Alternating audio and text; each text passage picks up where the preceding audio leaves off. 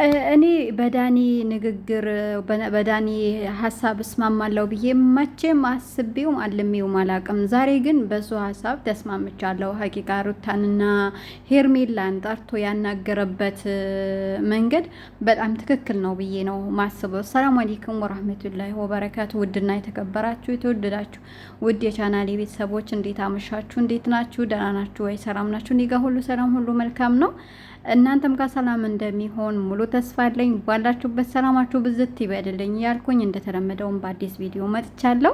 ወዳችሁ ፈቅዳችሁ ለምታበረታቱኝ እጅግ አድርጌ አመሰግናለሁ። ለቤቴ አዲስ የሆናችሁ ሰብስክራይብ ማድረጋችሁን አትርሱ፣ የደውል ምልክቷን ተጫኗት እና ሰሞኑን ያው አብርሽ ሩታንና ሄርሜላን መጥቶ ፍቅርን አስተዋውቋቸው ነበረ። ይኸው እንያት አዲሷን ፍቅረኛህን እንያት ብላችሁ ስላስቸገራችሁኝ አመጣዋት። ለሩታ አዲስ አትመስለኝም። ሄርሜላም በቪዲዮ አይተሻታል ብዬ አስባለሁ ብሎ ሲነግራት ሄርሜላ አዎ አይቻታለሁ፣ በአካል ግን ተገናኝተን አናቅም ብላ ነበረ።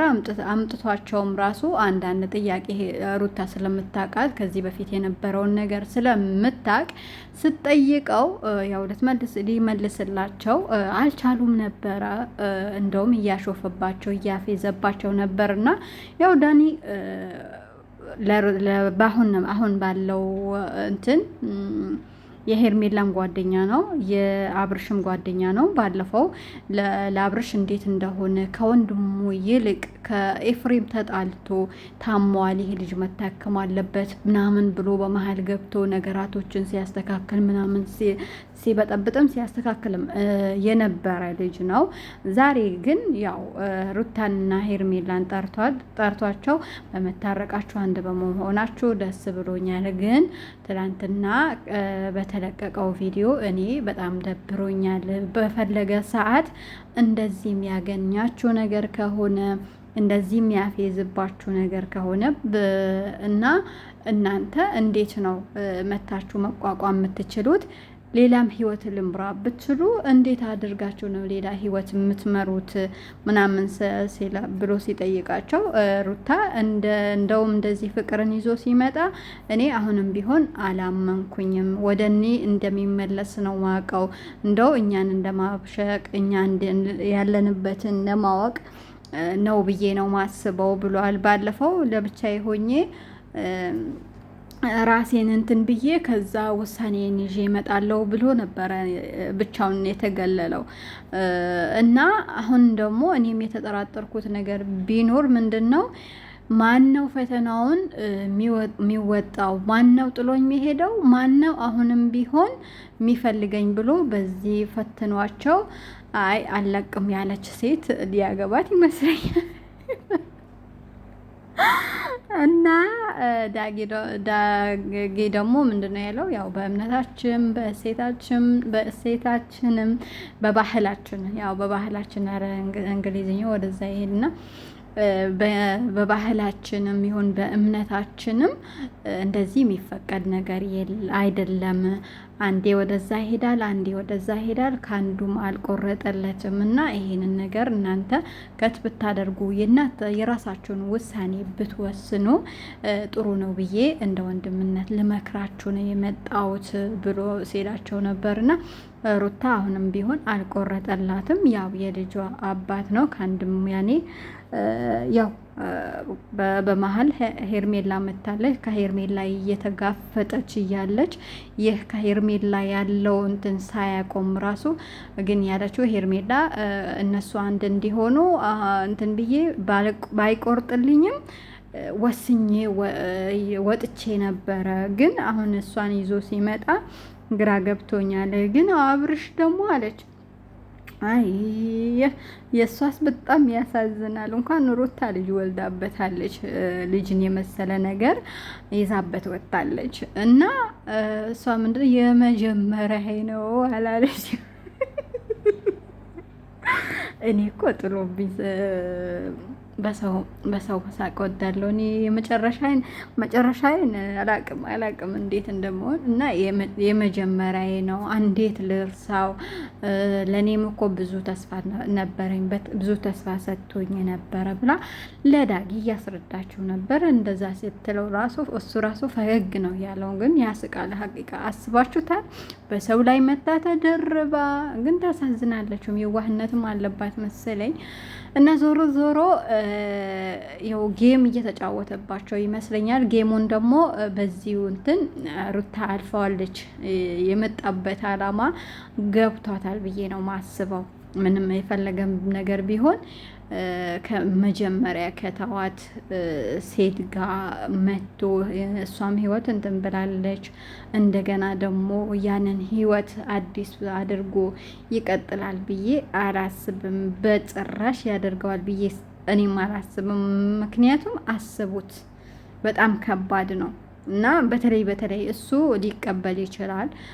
ሩታ እንትን ብላኛለች፣ ነዝንዛኛለች፣ ሄርሜላም እንደዛው ሰላም ሰጠኝ የነበረው ፍቅር ነበረች ምናምን ብሎ መጥቷል። ፍቅር እንዲቀበላት ይችላል። ያው የመጀመሪያዋም ስለሆነች፣ ግን ሴት ሆና እነኚህ ሁለት ሴቶች በምን ምክንያት ነው የተውኔ? በቃ እሷ የመጀመሪያ ብትሆንም መጀመሪያ የሚያሳያት ነገር የሆነ ነገር ሊኖር ይችላል። ያለ ምክንያት አልተለያዩም። ሁሉም ሰው ከሰው ጋር ሲለያይ የሆነ ምክንያት ኖሮት ነው። ግን አንድ ሰው ከብዙ ሰው ጋር የሚለያይ የሚርቅ፣ ዛሬ ከአንድ ሰው አይታችሁት ነገ ደግሞ ከሌላ ሰው የምታዩት ሰው በትዳር ብቻ ሳይሆን በጓደኝነት ራሱ ያ ሰው ነው ችግር ያለበት።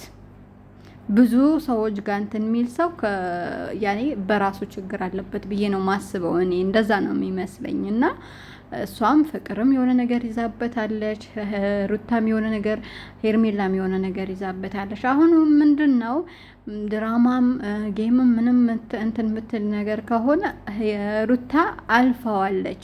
ይሄን ሁሉ አድርጋሃት እርጉዝ ሆና ልጅ በሆዷ ያንተን ልጅ በሆዷ ተሸክማ የዛኔ ብዙ ነገር ያስፈልጋት ነበረ። ለሰው ማትነግሩት ለባላችሁ የምትነግሩት ነገር አለ። ያንን አታ ከቤተሰቧ ከተጣላችሁ ቤተሰቧ መልሳ ታርቃ ወደ ቤተሰቦቿ ስትሄድ አንተ ሸሽ ገዳዩ ያልክ ነበረ ከሄርሜላ ማለት ነው። ያ ሁሉ ራሱ ረስታ ለልጄ ብዬ በቃ ቅርታ አድርግ እንትን ካጠፋውብህም ቅርታ አድርግልኝ እኔ ቅርታ አድርጌልሃለሁ ብላ መታ ነበረ። ያንንም ደግሞ አልተቀበልካትም ነበር። ግን አሁን ደግሞ የሄርሜላንም ትተህ ለአንድ አመት ብቻ ነው እንዴ ሴቶችን የምትይዘው? እነቴን እኮ ነው። ሩታ ጋር 1 አመት ቆየ፣ ሄርሜላ ጋር 1 አመት ቆየ፣ ከፍቅር ጋር 1 አመት ቆየ። በቃ የእሱ ፍቅር በ1 አመት ነው እንዴ የሚያልቀው? እንደው እንትን ነው እንዴ? አዲስ አመት ነው እንዴ አንተ ፍቅር? ላንተው እንትን ትዳር ራሱ የ1 አመት እንትን ያስፈልገዋል። ምንድን ነው ዘመን መለወጫ ያስፈልገዋል ሀቂቃ ማለት ነው። ዳኒ ደግሞ ያሳቀኝ ነገር በዛችኛውም ከወለደ በዛችኛውም ከወለደ አለ እኮ አንድ ሀገር ያስፈልገዋል ለአብርሽ ልጆች ራሱ። በዚህ በእኛ በተለይ በደቡብ የመሬት ችግር አለብን። ቆጥባችሁ ውለዱ።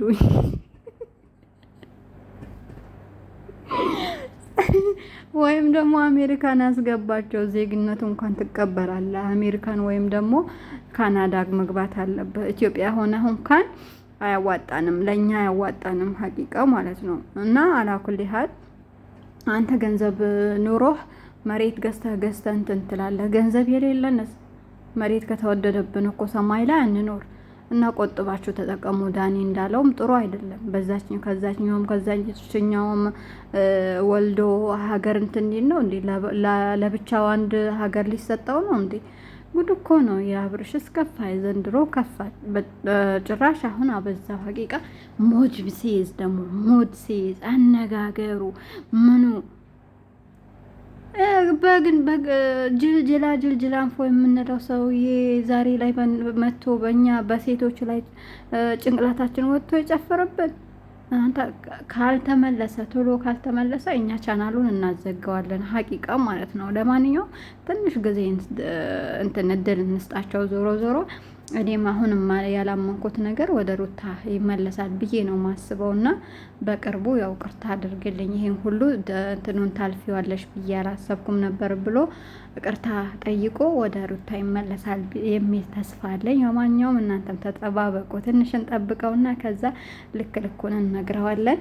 እኔንም ደግሞ ሰብስክራይብ ያደረጋችሁ በሌላ ቪዲዮ እስከምንገናኝ ደህና ሁኑ። መልካም ምሽት እንደመኘውላችሁ